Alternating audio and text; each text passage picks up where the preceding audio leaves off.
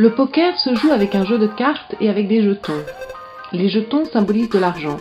Le montant en jeu peut être plafonné ou non. Il est également possible de jouer à blanc. Il n'y a à ce moment-là pas d'échange financier à la fin de la partie. Le poker se joue de 2 à 10 joueurs avec un jeu de 32 cartes pour les parties jusqu'à 4 joueurs ou un jeu de 52 cartes s'il y a plus de participants. Les jokers sont interdits.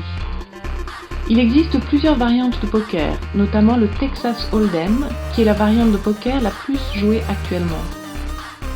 Le poker fermé est la forme historique du poker. Une des manières de gagner au poker est d'avoir la combinaison de cartes la plus élevée, par exemple un brelan ou un full.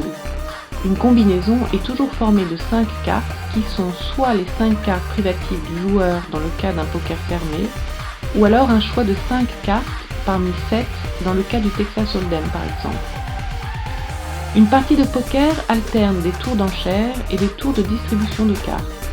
Pour cela, on identifie un donneur qui est matérialisé par un bouton et qui va distribuer les cartes.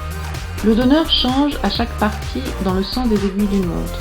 Avant la première distribution de cartes, il y a un tour d'enchères qui peut être soit ante, tous les joueurs déposent alors une somme identique, ou alors blind, le joueur placé à gauche du donneur dépose la small blind, suivi par le joueur d'après qui dépose la big blind.